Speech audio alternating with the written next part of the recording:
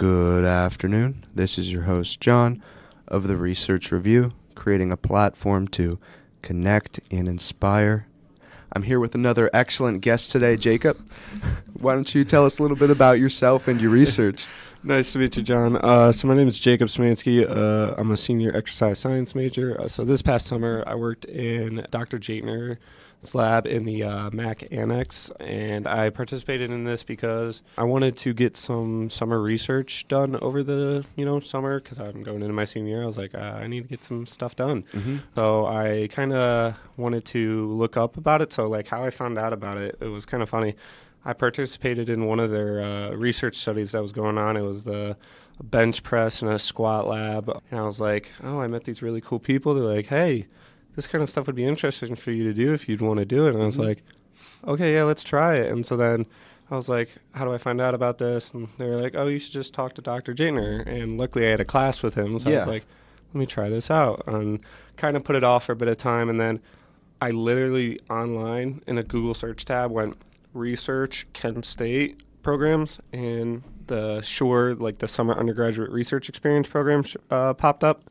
And I was like, I should apply to this. Yeah. So it was cool. I love how accessible it is online. I mean, literally there's so much resources that you can get into when you just simply Google Kent State research, undergraduate research. But that was my first exposure as well. I was a study participant in Dr. Jaitner's lab. I worked with two of the people working under him that were getting their PhDs. I did the weightlifting one. Yep. And then I also did the bike one. Yep. That was crazy. It literally felt like a scene out of a movie. And it was, I took probiotics, and then that would see how it affected my athletic performance. But I went on a bicycle for 2 hours. I did this twice. We did this twice. One before the probiotics and then one after the probiotics. Yep. Went on this bicycle in this like heat chamber. Yep. And I had like this strap-on tube coming out of my mouth going through a wall. Like I didn't even know it was on the other end, but there was this tube going. And then these people, like, they brought me water in every 5 minutes or something. I had wires taped to my arms, my legs, and I had one like that was my first introduction to research, and I was like, hey, I kind of like it. Oh, it's cool. Yeah, that's kind of why when I found out when I did the lifting study as well, I was like, this stuff is kind of cool. Like, I do find research a little interesting. Mm-hmm. I was like, let me give this a shot. And then, of course, over the summer I was working in the lab kind of as like a lab tech, so I got to kind of help with some of those studies. So like when I tried participating in some of those studies, I became one of the people helping to collect the data when we were doing the studies. And then I also got to be a person that would like input data into the Excel spreadsheets. So I would just kind of like be able to do stuff like that. And then I also got to be like a pilot trial, like I call it like guinea pig.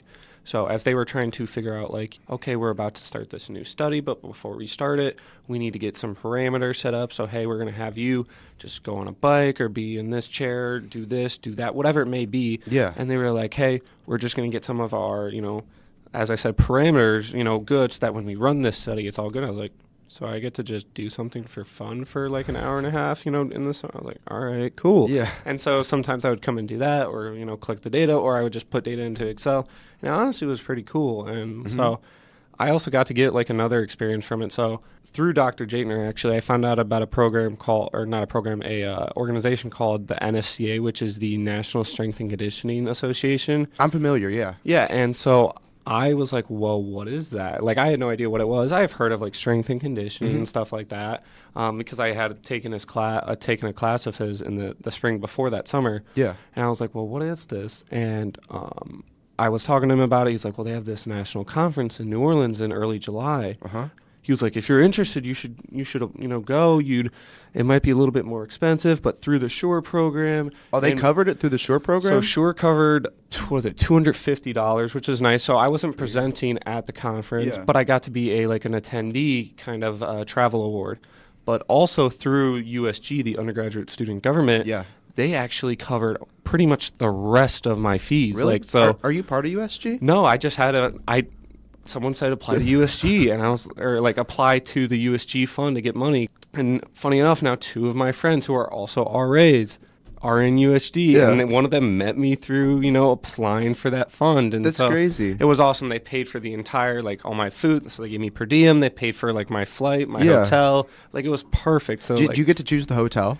funny enough, some of the PhD students, so, like, at the time, I was pretty behind on, like, signing up for this, having a hotel, having flights and everything. Like, I think it was maybe less than a month out. I think it was, like, because it was, like, July 6th through 10th was the conference. Mm-hmm.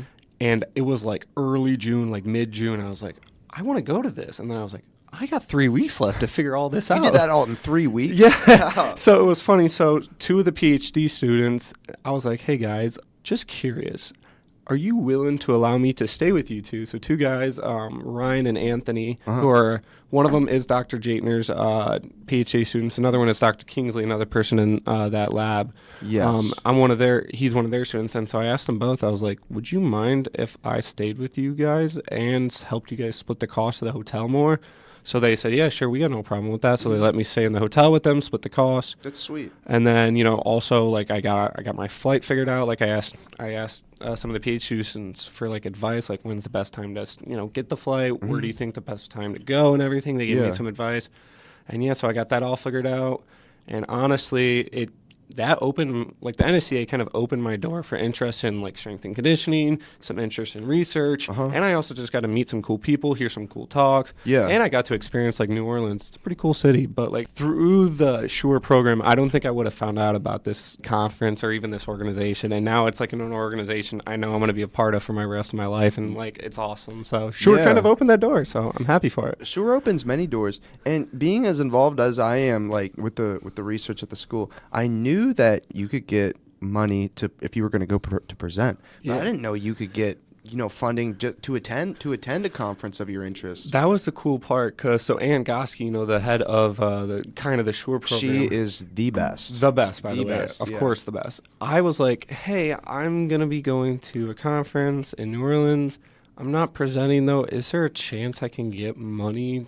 Like, again, even if it was like $100, I was like, can I get something, like an award or something? Because I knew it was $500 if I was presenting, but I'm like, I'm not presenting. Yeah, so you like, just want to watch. I was like, I just want to go. And she was like, yeah, we can get you $250. Just fill out this little application and say why you're going, what things you're going to hear about, and learn about. And I was like, oh, okay, that seems pretty easy. Filled it out. And she was like, all right, you're approved. And I was like, all right, sweet. Give me my money whenever.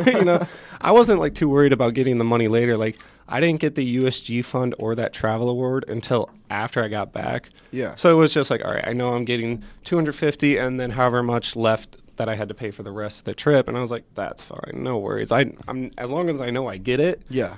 That's all I care. Right. So yeah, but it was, other than that, it was great. And then of course the rest of the summer, once I got back, experience was so good. It was like I got to talk to so many cool people still, and I was like, this is awesome. So yeah. Oh, there were so many cool people at the SURE program. Oh, it was awesome. That's how I got the idea to start the podcast. Like, because I lived over in Centennial Beach, and that's where they housed most of the SURE students. So there would be a lot of nights where we would just all be cooking in the kitchen, and I would just meet all these cool people. I'd be waiting for my food to microwave or cook in the oven or whatever it was doing, and then we just start talking about research. Yeah. That's how excited people got, and like those were like some of the most quality conversations when you talk to people about their passions and what they're like actually interested in. It's super cool, though. Yeah, and it was great talking with them. Still a lot of friends to this day, and I was like, I told my roommate, I'm like, we're just gonna record these now. Yeah, why not? And then put them out for everyone to hear, because it can help people. That's one thing. That's why when you emailed me about the podcast, I was like, I'm going to take this opportunity because, like, again, I don't want to say unlucky with COVID, but like having COVID happen at the end of my freshman year, sophomore going home, junior year not knowing what the hell was going to happen. Right. And so I was like, well, I need some research to do. And so luckily I found about it going from junior into senior, but I hope people find out about an experience like this at the end of their freshman year so they can do it sophomore, junior,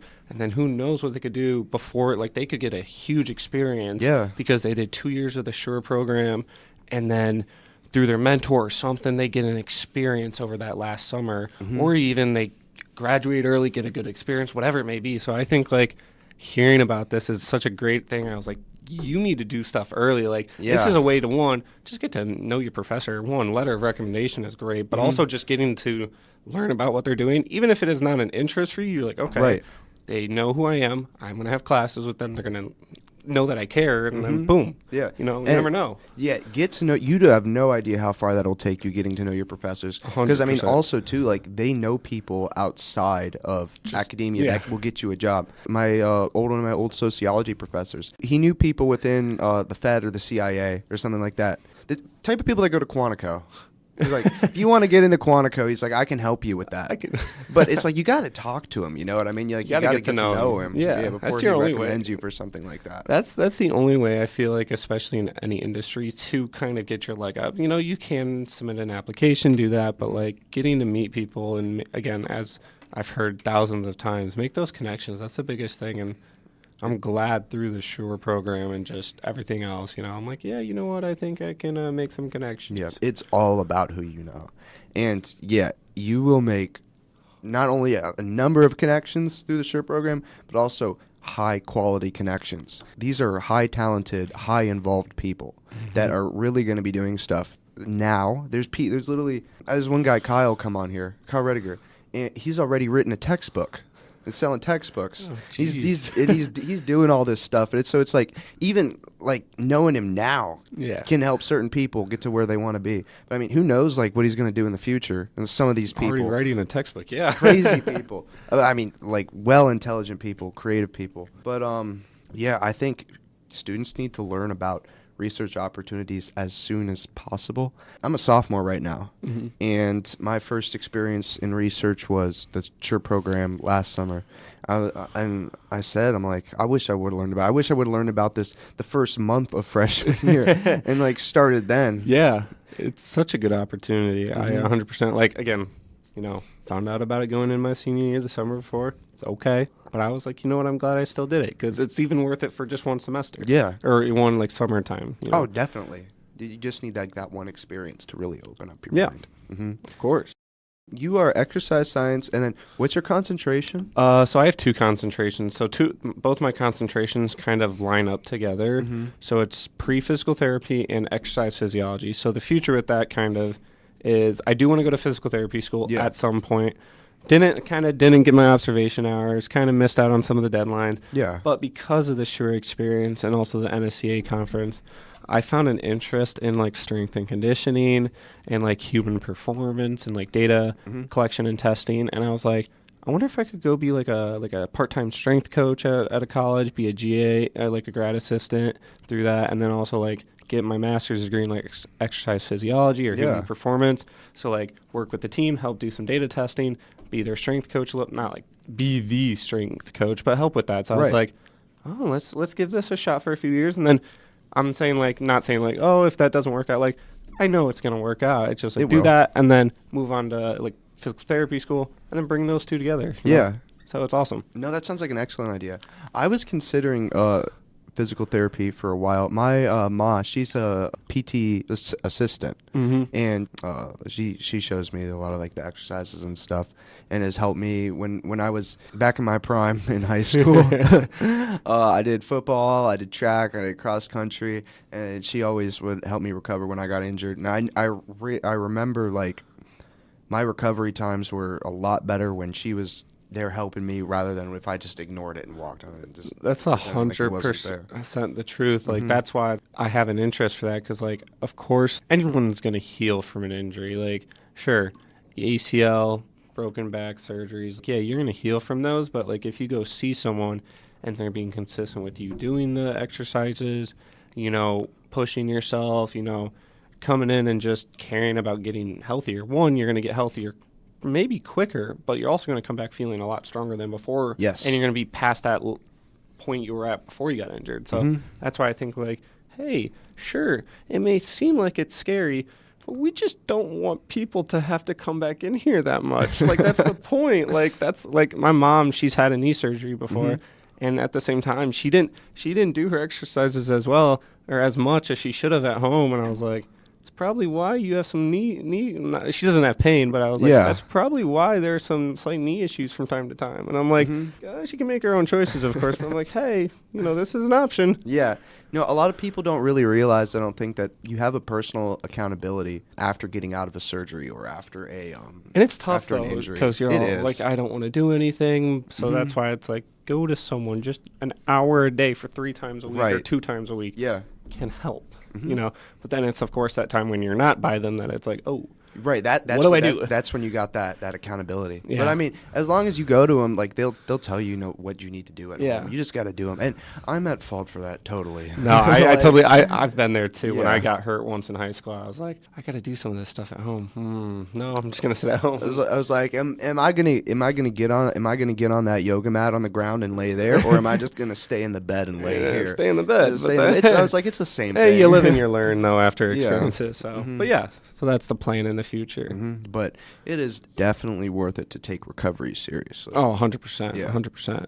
So you're not only interested in studying strength and conditioning, but I also see that you strength and condition train yourself. Yeah. What kind of got you into that for yourself, and how long have you been doing it, and like kind of what do you do? So for myself, I ran cross country track as well in high school. What Again, events? So I was, what was I? I was 400, 800. Really? Some mid-distance guy, and I didn't really do a ton of lifting, didn't really understand the gym too much. Yeah. And so came in here freshman year, 2019, I was like, let's try out the gym. And I was like, I knew the gym, I knew some exercises. Again, thank God I had actually done some stuff in high school to understand the gym a little bit, but I had no idea. So I did it with some friends. It was interesting, and then got sent home for COVID. And didn't really do it much ever. And then I came back, spring of 2021. Yep, spring of 2021, came back on campus. And I was like, all right, me and a buddy of mine, we went to the gym at least 2-3 times a week together. He got me into lifting a little bit. I was curious about it. And I was like, all right, I kind of like this. But I didn't really understand, like, how to properly understand lifting. Yeah. I don't want to say I was ego lifting because I really wasn't, because I wasn't maxing out all the time. But I was definitely not doing it at a proper way. Right. And focusing on the weight more than the form type of stuff. I wasn't focused on form enough, which is why I struggled and had a lot of issues at times. And then after, I would say after that summer of 2021, because that summer of 2021 I worked at home, and I kind of like a buddy of mine from home, he went to this gym that was like a private gym, nothing like a Planet Fitness or anything, and he was like, hey, you should try this out. I was like, yeah, I'll give it a try. And it was a really nice gym. I kind of got to understand more. He worked out with me, so he helped me understand like the form a little bit better. Yeah. And so I got stronger through that. And then in the fall, kind of took like a break. Again, I got busy with school, so I was like, I don't have as much time. And then, of course, in the spring of this year, the spring of 2022, I got more into lifting, and now I've been kind of, again, sometimes you take a break, sometimes you're like, hey, I want some off time. But like, I've been pretty consistent, I would say. And that's actually, again, being a senior now, so junior into senior, I was looking for a job kind of in the realm of like a strength and conditioning. And I found a job called Premier Fitness and Performance in Twinsburg, Ohio, so about 30 minutes from here. And so now I'm like I'm termed as a performance coach. That's so cool. I get to train like adult clients, high school, middle school and stuff, and I help them, whether it's adults, for their health and just general fitness, or if it's for high school youth for their sport, help them like just speed, power, agility, strength training. So like, I'm glad that I had my failures before in lifting, and now I'm like, oh, I understand this more now. And so now I'm like, all right, I can understand if I'm building for strength or if I'm just going for endurance or, different parameters now. So I understand it more, and I'm like, this is good. Right. So, no, dude, out of all the guys I talk to when we talk about lifting and then their like introduction to lifting and stuff like that, they all say the same thing. Like when I first started out, I didn't know what I was doing. And you watch videos, you're like, oh, yeah, I'm going to lift like this guy. And yeah. I'm like, now looking back, and I'm like, why did I ever listen to that person on Instagram? Yeah. You know Liver King? Yeah, 100%. What do you think about him? No comment. No, he's okay. He's okay. He's fun dude to watch, but I don't know about. Hearing the recent news, but yes. Wait, what's the recent news? He got busted for steroids. They all thought he was he was natural, but he got busted for steroids. Who thought he was natural? Oh, I didn't. I 100% had a feeling he took some form of roids. I mean, definitely. Just like look at his physique. Yeah, there's no way that's natural. Yeah. 100% natural. Do you know exactly what he was taking? I do not. All I know is he's spending like $10K a month on stuff. Oh, Yeah. that's a lot. do you know who BioLane is? I do not know. He is a social media presence, has his PhD in nutrition, Okay. and he is also a power lifter. Interesting. But what he does is he looks at people like Liver King, or he debunks fitness and nutrition influencers in general, like people who are promoting a fad diet or something like that. And then he actually like looks at the facts and looks at the research papers and, you know, puts it like straight to the point. But he's been really cool to listen to. He goes on a lot of podcasts. He's gone on, do you know Nick Bear? Yep, I know the Nick Bear podcast. Sweet. Yep. Nick Bear has been one of my idols ever since I got into running and stuff. That guy's crazy. He knows how to do it right, you know? Yeah. It's good to listen to the good researchers Yeah. and people who are higher up. They are the right people. You know, don't listen to that fat influencer that knows, Right. oh, you can get strong in 4 weeks. No, listen to the scientist who knows what they're talking about, or the person who has worked with someone, you know, or who has a coach that knows their stuff. Like, again, Nick Bear, sure, yeah, he was in the Army, but, like, he's worked with people to get good, and he clearly is. So that's a good example. He has his bachelor's in nutrition as well. Did you know that? I mean, it kind of made sense. I never knew that he had a bachelor's, but I was like, there's no way you're creating a substance just because you wanted to create a substance, or like you were in the Army. Because I knew he was, I don't know if it was Army, but I was like, there's no way you're creating a substance just because, you know. I had a feeling he had a background, so that makes sense. For the people who don't know who Nick Bear is, he was a former Army Ranger who started a nutrition supplement company from the ground up.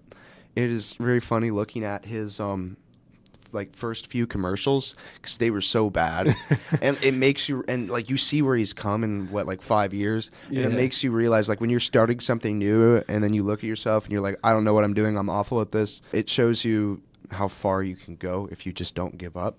And you take your failures and you learn from them. Anyway, he became like this massive bodybuilder. And then in 8 months, he transformed into a, he did his first Ironman. Yep. And then he's gotten really involved in marathons now. Marathons. And still does Ironmans. He's done ultra marathons too. Oh, he did like, I think he did Leadville 100. Oh my gosh, yeah. Yeah. Thank you. It's crazy. I did a 32 mile one.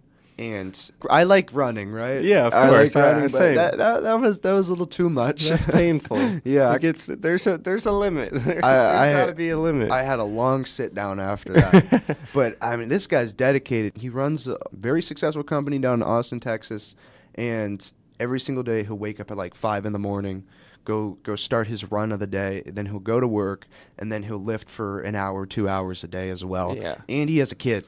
Yeah, I know. I just saw and that he has a podcast. Yeah, and it's insane. He does well for it. I will say he does very well. I can't believe it. Huge role model of mine. Of course. Mm-hmm. What influencers or people do you listen to exactly to get like a lot of your fitness stuff?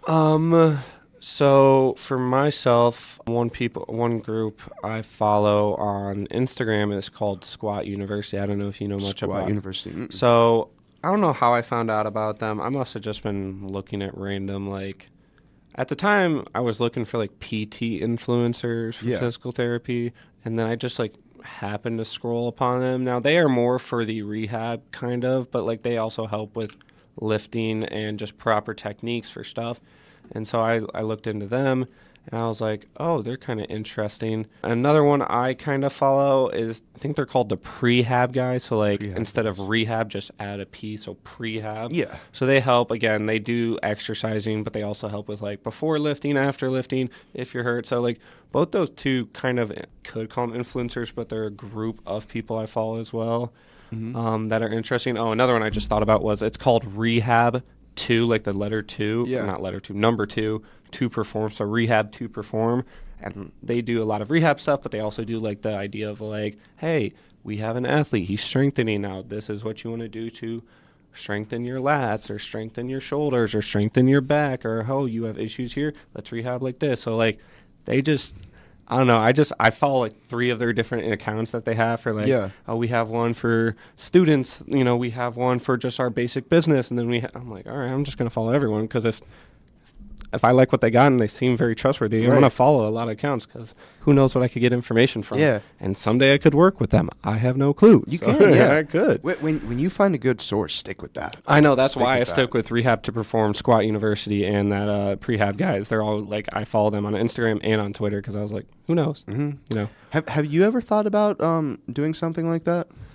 Possibly. You know, like, are you saying like on the Instagram end, or just like Yeah, either on the Instagram end or online coaching. Have you thought about online coaching? I have thought about that. I mean, I don't have like a huge background in business, of course, being an exercise science person, but it would be nice. Now, if it doesn't happen, it doesn't happen. Not an issue with me. But like, I would love to, you know, maybe, who knows where I'm going to be, or if I'm like, you know what, let's give it a try. Yeah. And it could be as little as I just write plans for people, or it could be like, hey, I have an online business, but you can also do in-person, you know, sessions with me.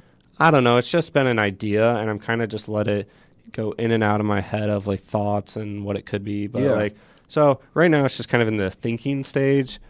I'll eventually let it come to fruition, but we'll see what it is. And if it is, great. If it isn't, whatever. It's not a big worry of mine. You know, I just, and if I do have like something crazy big, I might just use it as like, hey, this is what I do. This is things I think, kind of like the people I follow. I was like, maybe just give out information instead of coaching people. I just give out information. Yeah. If they want to reach out to me for some advice and help, perfect. But like, who knows? Maybe I will do it for coaching. Maybe not. I don't know at this point right now. So, but you never know. The door's cracked. Right. It's not closed. Keep it cracked. It's staying cracked. It will stay cracked.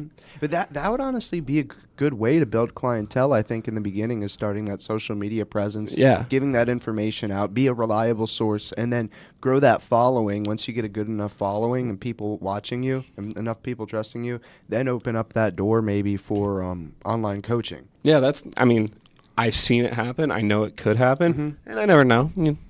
Who knows where I could be? So we'll give it a try if it, pops up. But you never know. You never know. Never know. So what was the exact research project you were working on over the summer again? So like, I remember with the Shore, a lot of people had specific research projects that they were working on. I don't know if you were full-time or part-time. I was full-time. I was only part-time just because of my coaching job. I couldn't commit to 40 hours a week, so I did 20.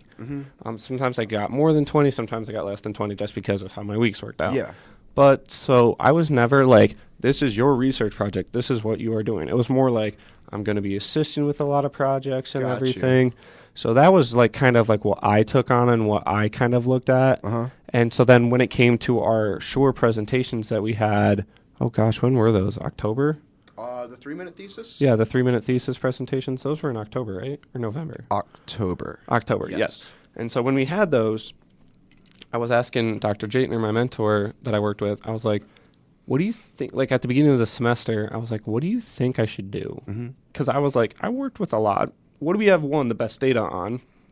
What's something that I would be interested in talking about? Yeah. And what's just something that I have a good chance of maybe even winning, Because I was like, he was like, you should try and win. Yeah. And so we were talking, and so the lifting study, which was talking about the movement velocity of a bench press and a back squat, and like the different parameters involved with that. And so I was like, all right, let's talk on that. And so he's like, which one should we stick with? Because instead of talking about both, it's only 3 minutes, of course, for the thesis. So we stuck with, I think it was the back squat. Yeah, we stuck with the back squat.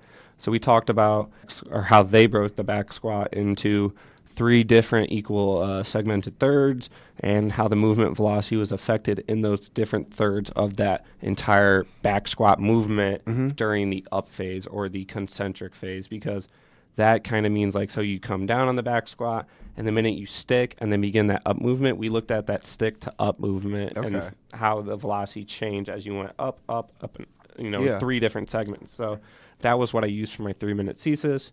And I was, I'm an exercise science major.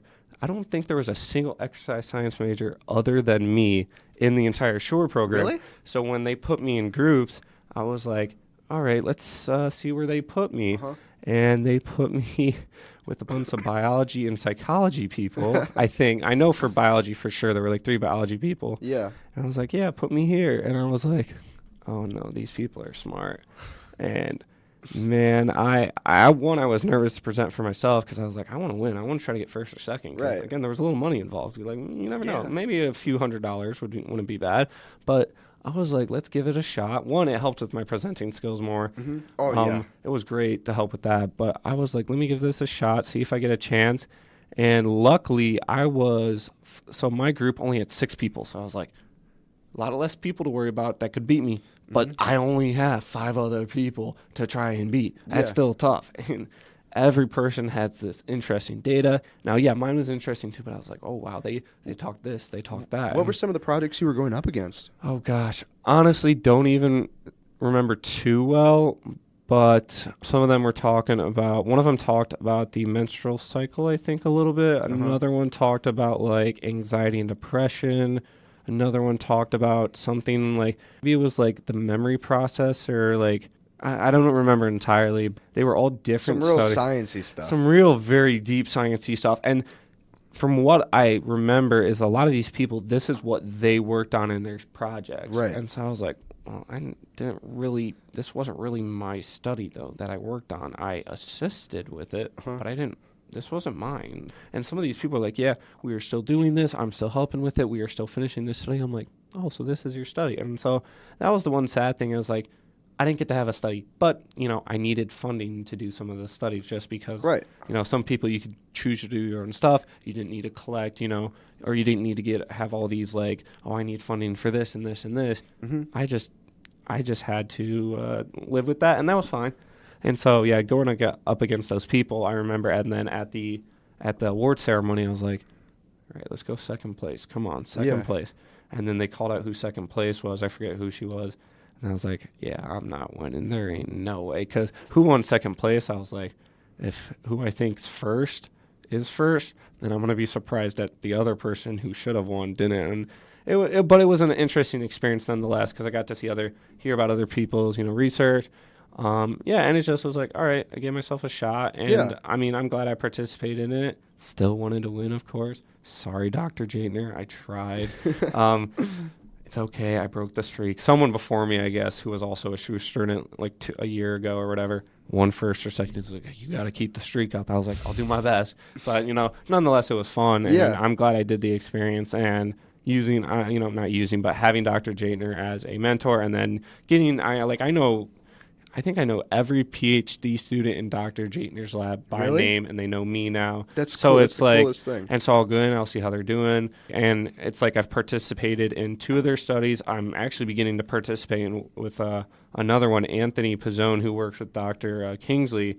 He's doing his own study, and he was like, "Hey, do you want to do one with me?" He was like, before the end of the semester, I'd like to get a few more people in. Would you like to be one? I was like, sure, I'll come in and. So I'll be participating in that study in the final 2 weeks of this semester. Yeah. But I was like, why not stay involved in the lab? Now, because of my busy schedule, I'm not able to be there all the time. But I still talk to them about some research from time to time. I do my best to attend weekly research meetings that they have with PhD students. Now they talk about stuff that. Not saying makes 0 sense to me, but I'm not well versed on. And I'm like, I hear about it, I'm like, oh, wow, I don't understand some of this stuff. But it's interesting. So I'm like, I'm glad I'm able to just sit in on it and learn about it, Right.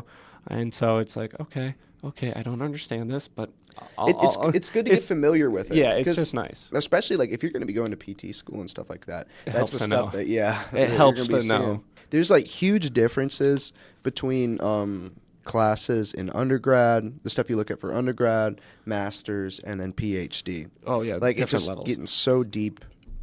It's cool though, because I'm a public health major, and I'm taking a social behavioral theory class in undergrad, and then for one of my research projects, I'm working with a professor and some PhD students. She's a communications professor in the College of Public Health. She's really cool, and she has a really interesting background. But because of that communications background, she's very well versed in the social behavioral theory. So that's one of the master's classes she teaches, and I'll hear them talking about it at weekly meetings and such. And it's just so much more. It's the same kind of concepts, but it's just so much more deep. And there's literally graphs. Like there's literally these graphs that it looks like. Say if I pull them up on the computer, it looks like I'm writing a physics paper. Yeah, it's like. Why do you need to make it like that? You're like, oh, I understand the basics, and they're like, yeah, but we go deeper into that. And I'm like, oh, yeah, okay. It's like they'll show. It's like pictures of. It's like an overcomplicated Venn diagram. It looks like they're building a rocket ship. You know what I mean? Every class, whether it's like some sociology class or a chemistry class or exercise physiology class, it just goes so deep. Yeah, it's like stuff you would never think about seeing. It's so cool. No, that's the great part about it is like, I don't think I would have been able to put my foot in the door though if I didn't do the Sure program. But I was like, you know what? Why not just attend the meetings? Because at first I was really scared about being a part of the meetings. Yeah. Because I was like, I can't provide anything to this. I provide no kind of I was like, I know a little bit. Like I'm not like a bad student. I participate in class. I know my stuff. I try, but like. This stuff, as we talked about, like I said, is like stuff like this is more farther in depth, so I don't understand it as much. That's why I'm just here to listen. Yeah. But I'm like, yeah, I can't provide any like additional help. I just kind of listen, and I think Dr. Jaitner knows that. But I'm like, part of me is like, oh, I want to help someone, but I'm like, I'll just listen because you never know what that could do for me. So, you never know, and I'm cool with that. Yeah. Because honestly, they talk about stuff, and I'm like. Yeah, if he did want me to provide help, I don't think I could. Because I don't understand it, so I have to learn about it. Right. And that's fine. It puts you in the position to learn about it, and it gives you such a head start if you're thinking about graduate school of any sorts. It gives you such a head start over your fellow peers. Yeah. So I think, to be honest, I love my classes. I love all my classes, and like I'll go above and beyond to like read further into what we're studying.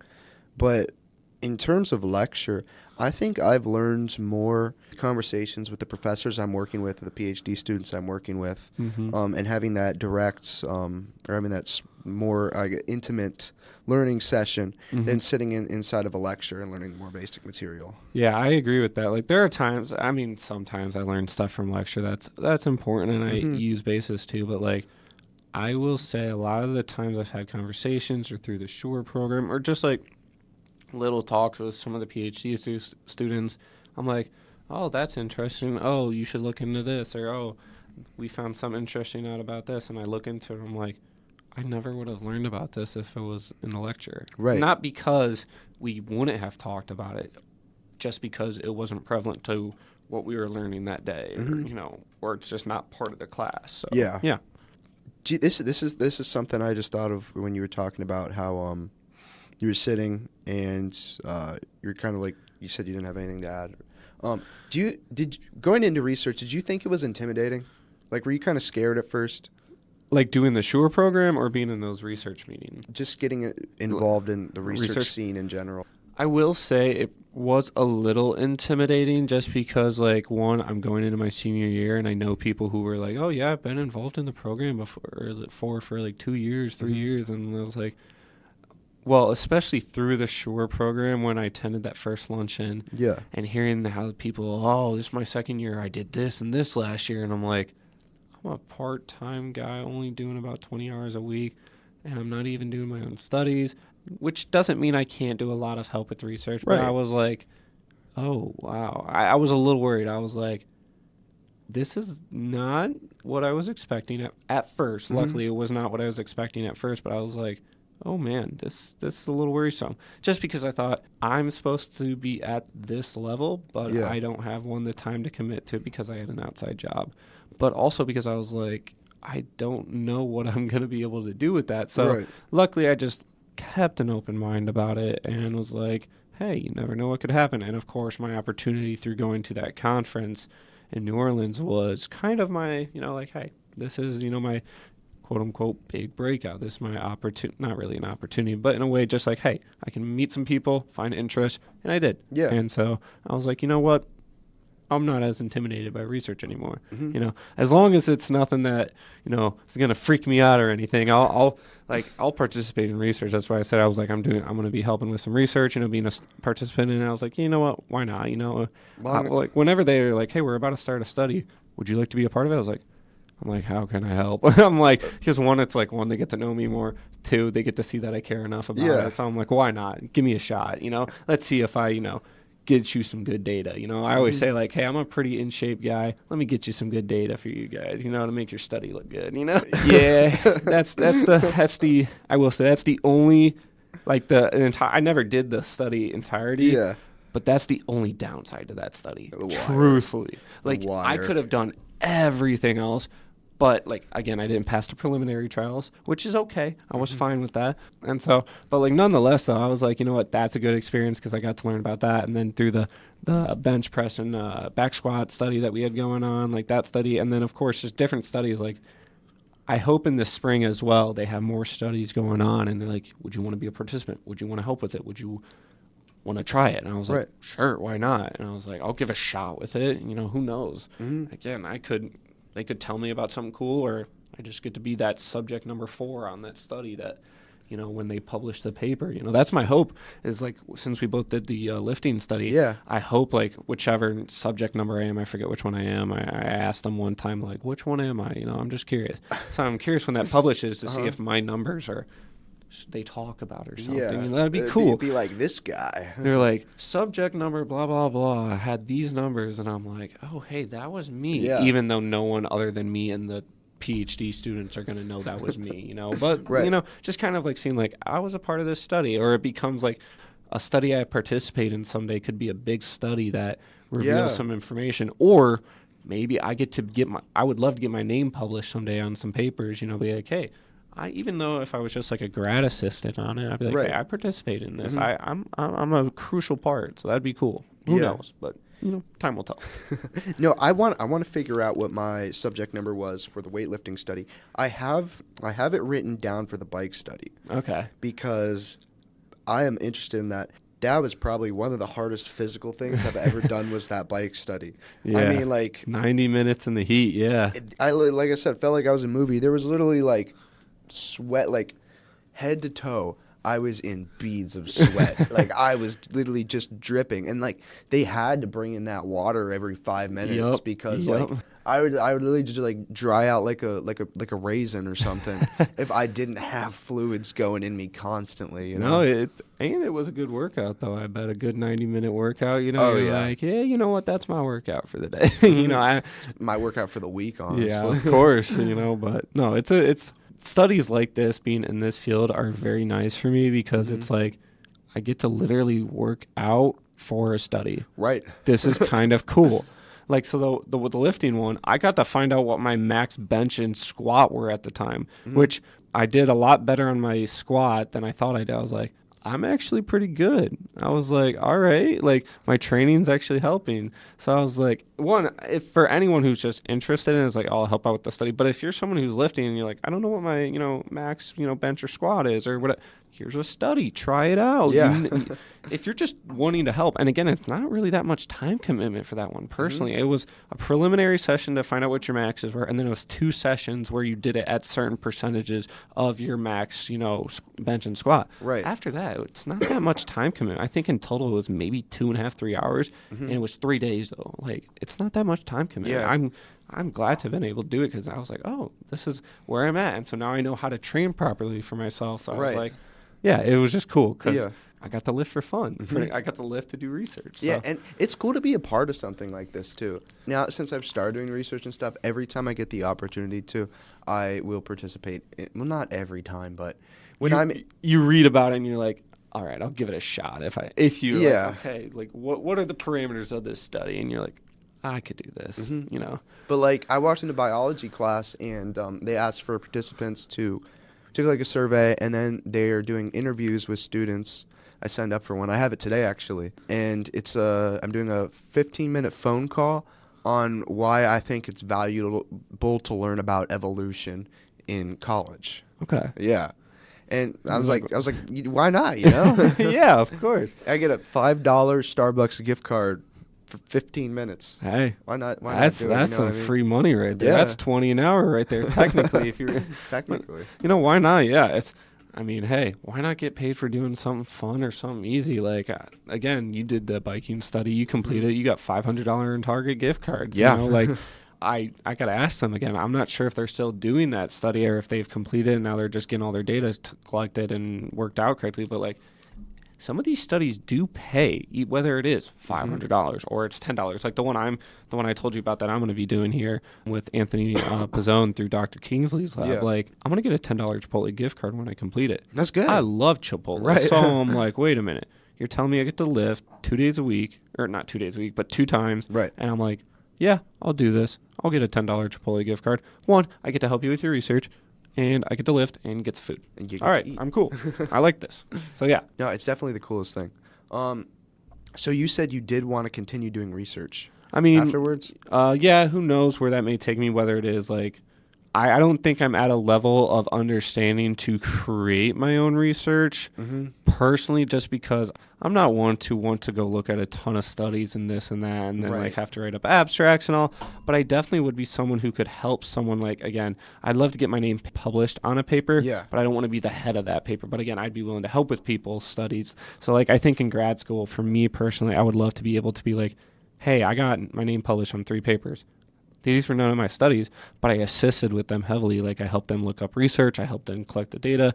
I helped them analyze. I helped them understand it a little bit, but it wasn't my study. Right. But, I think that's my form of research I want to get participated in and be involved in, because it's like, okay, I can still get my name involved in it, do research, but then in terms of me for like strength and conditioning, I can help apply that research, whatever it may be, and apply it to either my own training, clients I may work with, or just in a clinical setting, when people have questions about something, because people knowing that I'm in this field, they always ask me questions, and I'm honestly okay with it, because I'm like, I'd rather help you do something right than you go look at someone else who does it wrong. And so like, if they ask for help, I'm like, oh, I can help you with this. Oh, there's a study on this and this, Oh, hey, there's this study I helped with. We found out this. I think this would be beneficial for you, So it's like kind of cool. Okay, maybe I could, help some people out because of research I did, Yeah. So I want to do both. I don't want to just do research. I don't want to do just clinical work. I want to work both, kind of half and half, or one or the other at times. You never know. So. Yeah, it's good. It's good to have a balance. Yeah.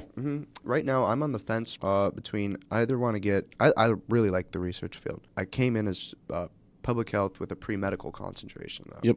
And I'm on the fence right now. Do I want to go to med school or do I want to get the PhD? Yep. And I've had a lot of people tell me, they say do both.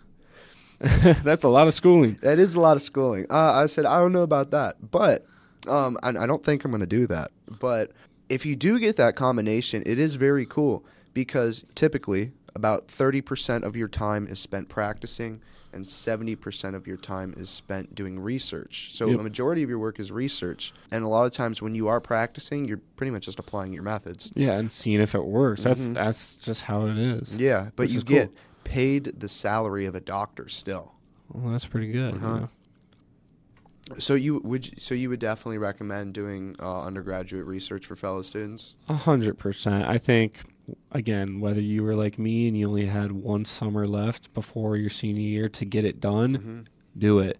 Or if you were coming into your freshman year, and like, even if you could do it before, like you said, you're a sophomore, like if you did it, from freshman into sophomore year, if you could do it even before that first summer, after, do it. Because anytime you can put yourself out there and get involved in research, I think as one, professors get to know you, they could let you write you letters of recommendation, you could find interests, you could, who knows, again, the different doors it could open, the different interests you can find. I think it just allows you to be like, hey, I'm going to put my name out there, I'm going to get known in this college, because one, this is my life. Yeah. But it's also like, who knows who I can meet.